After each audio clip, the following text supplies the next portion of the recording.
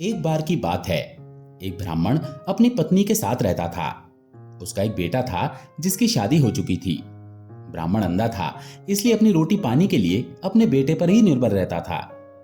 रोज सुबह वो नौजवान भीख मांगने के लिए घर से बाहर निकल जाता और जो कुछ भी उसे भीख में मिलता शाम को घर में चारों बांटकर खा लेते। कुछ दिन तक तो ये चलता रहा, पर फिर वो नौजवान अपनी इस अपमान भरी जिंदगी से तंग आ गया। उसने किसी दूसरे देश में जाकर अपनी किस्मत आजमाने की सोची। उसने अपनी पत्नी को ये बात बताई और कहा वो किसी तरह से कुछ महीने उसकी गैर हाजिरी में घर का काम चला ले। भगवान ने चाहा तो फिर सब कुछ ठीक हो जाएगा। उसने उसे ये भी समझाया कि उसके पीछे उसे मेहनत से काम करना चाहिए, ताकि कहीं ऐसा ना हो कि उसके माता पिता नाराज हो जाएं और उसे शाप दे दें। ऐसा सोचकर एक दिन गठरी में उसने अपने लिए कुछ खाना बांधा और घर से चल पड़ा। वो कई दिनों तक चलता रहा, जब तक कि वो दूसरे देश के एक बड़े शहर में नहीं पहुंच गया। वहां जाकर उसने एक दुकान पर जाकर दुकानदार से भीख मांगी। दुकानदार ने उससे पूछा, तुम यहां कब आए, क्यों आए और तुम्हारी जाति क्या है? ब्राह्मण ने जवाब दिया कि वो ब्राह्मण है और अपने माता पिता और पत्नी के लिए खाना ढूंढने के लिए इधर उधर घूम रहा है। दुकानदार को उसकी कहानी सुनकर दया आ गई, सो उसने उसे सलाह दी कि वो उस देश के दयालु राजा से जाकर मिले। वो उसकी कुछ सहायता जरूर कर देगा। यही नहीं, वो उसके साथ राजा के दरबार तक जाने के लिए भी तैयार हो गया। उसी समय संयोग से ऐसा हुआ कि राजा को एक ब्राह्मण की जरूरत थी जो उसकी सोने के मंदिर की देखभाल कर सके।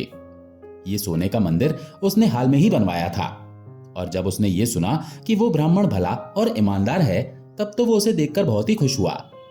उसने तुरंत ही उस ब्राह्मण को अपने मंदिर का मालिक बना दिया और उसके लिए 50 बोरी चावल और 100 रुपए साल के निश्चित कर दिए। ब्राह्मण के घर छोड़ने के 2 महीने के बाद भी जब ब्राह्मण की पत्नी ने उसके बारे में कुछ नहीं सुना, तो वो उसकी खोज में निकल पड़ी। खुशकिस्मती से वो भी वहीं पहुंच गई जहां वो ब्राह्मण था। वहां जाकर उसने सुना कि रोज सुबह राजा के सोने के मंदिर में एक अशर्फी उस देश के रहने वाले भिखारी को दी जाती थी, जो भी भीख मांगने वहां जाता था। सो अगले दिन वो सुबह सुबह उसे लेने के लिए सोने के मंदिर गई, तो वहां उसे उसका पति मिल गया। ब्राह्मण ने अपनी पत्नी से पूछा, तुम यहां क्यों आई हो? तुमने मेरे माता पिता को वहां अकेला क्यों छोड़ा? क्या तुम्हें इस बात की बिल्कुल भी परवाह नहीं है कि वो मुझे श्राप दे देंगे और मैं मर जाऊंगा? तुम तुरंत ही वापस घर चली जाओ और वहीं मेरा इंतजार करो। पत्नी बोली, नहीं, मैं खुद को और तुम्हारे माता पिता दोनों को भूख से मरने के लिए देखने के लिए वहां वापस नहीं जा सकती। घर में चावल का एक दाना भी नहीं है। ब्राह्मण बोला, हे भगवान, ठीक है, तुम ये लो। कहकर उसने एक कागज पर कुछ लाइनें लिखी और वो कागज उसे थमाकर बोला, इसे ले जाकर राजा को दे देना। हो सकता है कि वो तुमको इसके बदले में 1 लाख रुपए दे दे। ऐसा कहकर उसने अपनी पत्नी को वहां से भेज दिया। उस कागज के टुकड़े पर 4 सलाह लिखी हुई थी। पहला, अगर कोई आदमी यात्रा में हो और रात को किसी अजनबी जगह पहुंच जाए, तो उसे वहां ठहरने के मामले में सावधान रहना चाहिए। कहीं ऐसा ना हो कि वे उसे मार दे। दूसरा, अगर किसी को किसी चीज की जरूरत हो तो पहले उसे अपने दोस्त को जांचना चाहिए, पर अगर उसे किसी चीज की जरूरत ना हो तो उसे अपने दोस्त को अपने आप को जांचने नहीं देना चाहिए। तीसरा, अगर किसी आदमी ने अपनी बहन की शादी कर दी है और अगर उससे मिलने के लिए बड़ी शान शौकत से जाता है, तो उसकी वो इस तरह से आव भगत करेगी कि जैसे उससे कुछ लेना हो। पर अगर वो गरीब हालत में जाता है तो वो उस पर नाराज होगी और उसे पहचानेगी भी नहीं। चौथा, अगर किसी व्यक्ति को कोई काम करना है तो उसे वो अपने आप ही करना चाहिए, अपनी पूरी ताकत से करना चाहिए और बिना किसी डर के करना चाहिए। उस कागज को लेकर वो ब्राह्मणी अपने घर चली गई। वहां जाकर उसने अपने सास ससुर को अपने पति से मिलने की बात बताई और बताया कि उसके पति ने उसे कितना कीमती कागज दिया है। पर राजा के सामने वो खुद नहीं जाना चाहती थी, तो उसने अपने एक जानने वाले को भेज दिया। राजा ने वो कागज पढ़ा और उस कागज लाने वाले को कोड़े मारने का आदेश दिया और उसे वहां से भगा दिया। अगली सुबह ब्राह्मणी ने वो कागज लिया और दरबार की तरफ चल पड़ी। जब वो दरबार की तरफ जा रही थी तो वो उसे पढ़ती ही जा रही थी। रास्ते में उसे राजा का बेटा मिल गया, तो उसने पूछा कि वो क्या पढ़ती जा रही है। उसने कहा कि वो एक ऐसा कागज पढ़ती जा रही है जिसमें कुछ सलाह लिखी हुई हैं, जिसके लिए उसे 1 लाख रुपए चाहिए। राजकुमार ने उससे वो कागज दिखाने को कहा। ब्राह्मणी ने उसे वो कागज दिखा दिया। तो उसे पढ़कर उसने उसके पैसे के लिए परवाना लिखा और आगे बढ़ गया। बेचारी गरीब ब्राह्मणी ने उसे उसके लिए बहुत धन्यवाद दिया। उस दिन उसने अपने घर के लिए इतना सामान खरीदा जो उनकी जिंदगी भर के लिए काफी था। शाम को राजकुमार ने अपने पिता को एक स्त्री से अपनी मुलाकात के बारे में और उससे एक कागज खरीदने के बारे में बताया। उसने सोचा कि उसके पिता उसके इस काम से बहुत खुश होंगे, पर ऐसा नहीं हुआ। राजा तो यह सुनकर उससे बहुत गुस्सा हो गया और उसे अपने देश से बाहर निकाल दिया। सारा शाही राजघराना बहुत दुखी हुआ जब उन सब ने राजा का यह बेरहम आदेश सुना कि उसने राजकुमार को देश निकाला दे दिया है, क्योंकि राजकुमार तो सबका प्यारा था। साथ में सभी को उससे बड़ी उम्मीदें थीं और सबसे बड़ी बात तो यह थी कि वो उस राजगद्दी का उत्तराधिकारी था। फिर भी राजा का आदेश तो आदेश था। तुरंत ही बाजा लाया गया। राजकुमार ने अपनी मां को, संबंधियों को, दोस्तों को, सभी को विदा कहा और अपने घोड़े पर सवार होकर घर से निकल पड़ा। कहां किधर ये तो उसे भी नहीं पता था। रात होते होते वो एक जगह आ पहुंचा जहां उसे एक आदमी मिला। उसने उसे रात को अपने घर में ठहरने के लिए कहा तो राजकुमार ने उसका बुलावा स्वीकार कर लिया। वो वहां गया तो एक राजकुमार की तरह उसका स्वागत किया गया। उस आदमी ने उसके सोने के लिए एक चटाई बिछा दी, उसे बहुत बढ़िया खाना खिलाया और उसकी बेटी ने भी उसकी सेवा की। उसने सोचा, मुझे उस भले आदमी की चारों सलाहों में से पहली सलाह पर ध्यान देना चाहिए, क्योंकि पता नहीं यह आदमी रात को मेरे साथ क्या करे। मुझे आज की रात सोना नहीं चाहिए। मन में ऐसा सोचकर वो लेट तो गया मगर सोया नहीं। बीच रात में उस आदमी की बेटी उठी और अपने हाथ में तलवार लेकर राजकुमार को मारने के इरादे से दौड़ी। राजकुमार तो सोया नहीं था, सो वो उठकर बैठ गया और तलवार के वार से बच गया। फिर उसने तलवार पकड़ ली और बोला, मैंने तुम्हारा क्या बिगाड़ा है, या फिर मैं तुम्हारा क्या बिगाड़ना चाहता हूं जो तुम मुझे मारना चाहती हो। अपनी तलवार संभाल कर रख लो ताकि तुम्हें उसके बाद में कोई परेशानी ना हो, जैसी कि उस राजा को हुई थी जिसने गलती से अपने तोते को मार दिया था। लड़की बोली, कौन से राजा ने? राजकुमार बोला, तो लो सुनो ये कहानी। एक बार की बात है, एक राजा था जिसके पास एक बहुत सुंदर तोता था। वो उससे बहुत प्यार करता था। ये तोता राजा के साथ में रहता था और राजा अपनी रानियों से बात करने से भी पहले उससे बात करता था। एक बार उस तोते ने राजा से 1 महीने की छुट्टी मांगी, क्योंकि वो अपने बेटे की शादी करने जाना चाहता था। राजा ने उसे छुट्टी दे दी और वो तोता अपने घर चला गया। घर जाकर उसने बड़ी धूमधाम से अपने बेटे की शादी की और शादी के बाद वापस लौटने लगा। लौटते समय वो 2 पेड़ों की टहनियां तोड़ लाया, जिनमें से एक पेड़ के फल खाने से कोई भी जवान आदमी बूढ़ा हो जाता और दूसरे पेड़ के फल खाने से बूढ़ा आदमी जवान हो जाता था। वे दोनों टहनियां बगीचे में बो दी गईं और वे पेड़ बढ़ने लगे। समय आने पर दोनों पेड़ों पर फल लगे, पर जैसे ही वे पकने को थे कि उस देश में एक तूफान आया जिससे वे पेड़ नीचे गिर गए। एक बहुत बड़ा सांप भी तूफान के पानी के साथ वहां आ गया। उसने अपना जहर उन पेड़ों की शाखाओं पर छिड़क दिया, जिसका किसी को पता नहीं चला। तूफान के बाद जब पानी उतर गया तो उन पेड़ों को फिर से लगा दिया गया। वे पेड़ फिर से लहला उठे और उनमें फिर से फल आ गए। समय आने पर उन पेड़ों के फलों को राजा के पास ले जाया गया। राजा ने उनमें से एक पेड़ के कुछ फलों को जांचने के लिए एक कुत्ते की तरफ फेंके। कुत्ता उन्हें खाते ही मर गया। यह देखकर राजा बहुत गुस्सा हुआ और ये सोचते हुए कि तोता उसके साथ मजाक कर रहा था, उसने उसको मारने का आदेश दे दिया। तोते को तुरंत मार दिया गया। अगले साल उन पेड़ों में फिर से फल आए। तब तक उस पेड़ की शाखाओं का सारा जहर निकल चुका था। एक दिन एक बूढ़ा उधर से गुजर रहा था। उसे भूख लगी थी तो उसने उस पेड़ से एक फल तोड़ा और खा लिया।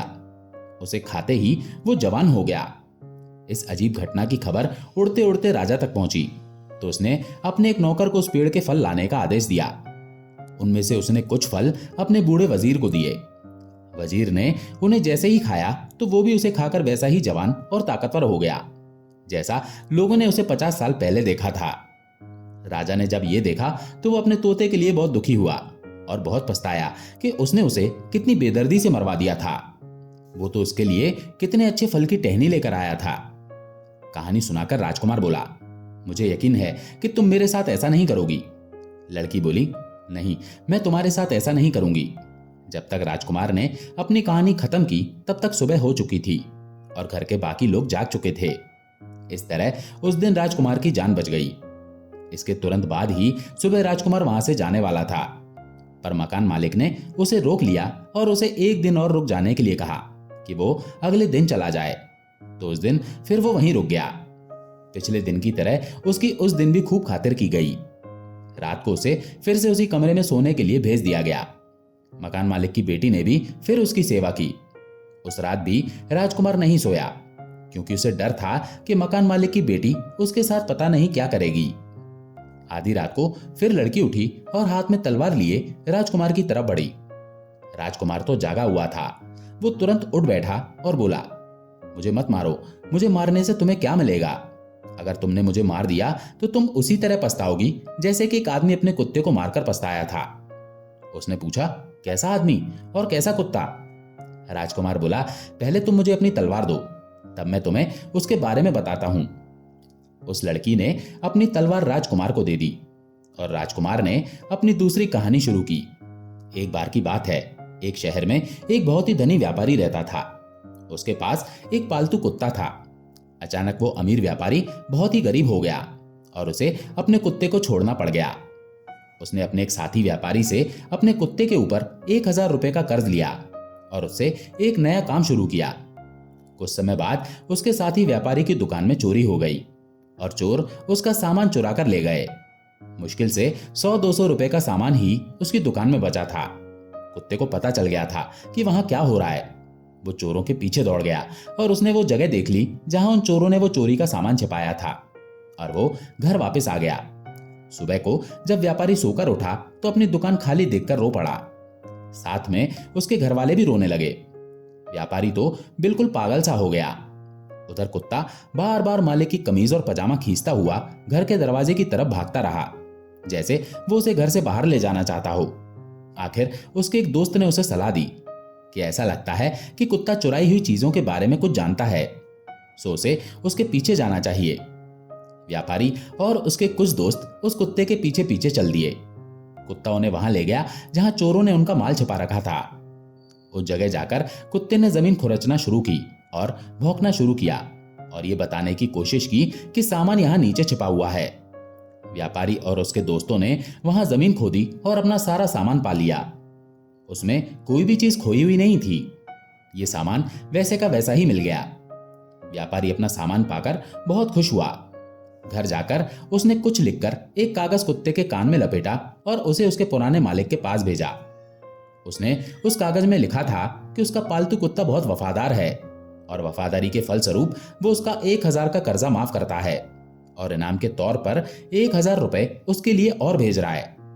जब व्यापारी ने अपने कुत्ते को वापस आते देखा तो उसने सोचा, लगता है मेरा दोस्त अपना पैसा मांग रहा है।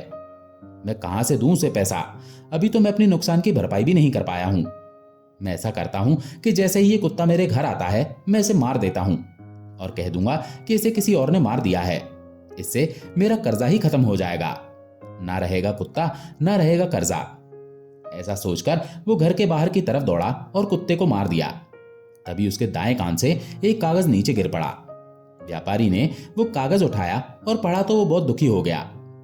राजकुमार बोला, इसलिए संभल जाओ, कहीं ऐसा ना हो कि बाद में तुम्हें मेरी जिंदगी की कीमत अपनी जिंदगी देकर पछताना पड़े। जब राजकुमार ने अपनी कहानी खत्म की तब तक सुबह होने वाली थी। लड़की बोली, अब मैं क्या करूं? 1 घंटे बाद दिन निकल आएगा। मेरे पिता ने मुझसे कहा था कि मैं तुम्हें यकीनन मार दूं और अगर मैंने तुम्हें नहीं मारा तो वो मुझे मार देंगे। अब मैं क्या करूं? मेरी जिंदगी अब तुम्हारे हाथ में है। राजकुमार बोला, मुझे अपने शापित घर से बाहर निकलने का रास्ता बताओ और मेरे साथ चलो। बाहर हमें कोई ना कोई घोड़ा जरूर मिल जाएगा। हम उस पर बैठकर जल्दी ही यहां से भाग जाएंगे। आओ चलो मेरे साथ। 1 घंटे के अंदर अंदर जब तक घर के लोग सोकर उठे तब तक तो राजकुमार और उस मकान मालिक की बेटी दोनों घोड़े पर बैठकर बहुत दूर निकल चुके थे। वे चलते रहे और चलते चलते राजकुमार के एक दोस्त के घर आ पहुंचे। उसने उन दोनों का अपने घर में स्वागत किया और उनको आराम से अपने भाई की तरह 6 महीने तक ठहराया। जब राजकुमार ने उससे वहां जाने की इजाजत मांगी तो उसने उसे जवाहरात, पैसे, घोड़े और सफर के लिए जरूरी सामान देकर विदा किया। वहां से चलकर राजकुमार अपने बहनोई के देश पहुंचा। वहां पहुंचकर उसने एक जोगी का भेष बनाया और उसके महल के सामने ऐसे जाकर बैठ गया जैसे वो पूजा में लीन हो। उस जोगी और उसकी पूजा की खबर राजा तक पहुंची। उसमें उसकी रुचि हो गई, क्योंकि उसकी पत्नी की तबीयत बहुत खराब थी। उसने उसके इलाज के लिए बहुत सारे हकीम वैद्य बुलाए, पर कोई उसे ठीक ना कर सका। उसने सोचा कि शायद ये पवित्र आदमी उसे ठीक कर दे, सो उसने अपने कुछ आदमी उसे महल में लाने के लिए भेजे। पर राजकुमार ने यह कहकर महल के अंदर जाने से मना कर दिया कि वो एक जोगी है और उसकी जगह बाहर ही है। अगर राजा उससे मिलना चाहता है तो वो खुद उससे बाहर आकर मिले और साथ में अपनी पत्नी को भी ले आए। इस पर राजा अपनी पत्नी को साथ लेकर आया और उसे राजकुमार से मिलवाया। राजकुमार ने रानी को उसके सामने लेटकर प्रणाम करने के लिए कहा। जब उसे इस हालत में लेटे हुए 3 घंटे हो गए तो उसने उससे उठने के लिए और जाने के लिए कहा, क्योंकि वो बिल्कुल ठीक हो चुकी थी। रानी चली गई। शाम को महल में बड़ा हल्ला गुल्ला मच गया, क्योंकि रानी की मोती की माला खो गई थी और किसी को उसका पता नहीं था। काफी देर के बाद कुछ लोग वहां गए जहां रानी ने जोगी के सामने लेटकर उसे प्रणाम किया था। उनको वो माला वहीं पर मिल गई। जब राजा ने बात सुनी तो वो बहुत नाराज हुआ और उसने जोगी को फांसी की सजा का आदेश सुना दिया। पर इस शाही आदेश को मानने से पहले ही राजकुमार ने फांसी देने वाले आदमियों को पैसे दिए और वो देश छोड़कर भाग गया। राजकुमार ने उस देश से बाहर निकलने के बाद अपने कपड़े पहन लिए। एक दिन जब वो घूम रहा था तो उसने देखा कि एक कुमार अपनी पत्नी और बच्चों के साथ एक बार हंस लेता और फिर रो लेता। राजकुमार ने उनसे पूछा, अरे ये क्या बात है? क्या आप एक बार हंसते हैं तो दूसरी बार रोते हैं? अगर आपको हंसना है तो हंसिए और रोना है तो रोइए। कुमार बोला, तुम मुझे परेशान मत करो, तुम्हें इस बात से क्या लेना देना कि मैं क्या करता हूं? राजकुमार बोला, माफ कीजिएगा, मैं इसकी वजह जानना चाहता हूं, अगर आपको कोई एतराज ना हो तो। इस पर कुमार बोला, बात यह है कि इस देश के राजा की एक बेटी है जिसकी उसे रोज शादी करनी पड़ती है, क्योंकि रोज ही उसका पति उसके साथ रहने पर मर जाता है। इस तरह से करीब करीब सारे जवान लड़के मर गए हैं। अब मेरे बेटे की बारी भी जल्दी आने वाली है। हम इस अजीब सी बात पर हंसते हैं कि एक कुमार के बेटे की शादी एक राजकुमारी से होगी, और इस शादी के भयानक परिणाम को सोचकर रोते हैं। हमारी समझ में नहीं आ रहा कि हम क्या करें। राजकुमार ने सोचते हुए कहा, यह तो हंसने रोने की बात है ही, पर अब आप रोइए नहीं, आपके बेटे की जगह मैं ले लूंगा। उसकी जगह मेरी शादी उस राजकुमारी से हो जाएगी। बस मुझे उस मौके के लिए ठीक से कपड़े बनवा दीजिएगा और तैयार कर दीजिएगा। कुमार ने उसे बढ़िया से कपड़े बनवा दिए, कुछ गहने बनवा दिए और शादी के लिए महल भेज दिया। रात को उसे राजकुमारी के कमरे में भेज दिया गया। उसने सोचा, ये तो बड़ी भयानक घड़ी है, क्या मैं भी दूसरे नौजवानों की तरह से मारा जाऊंगा?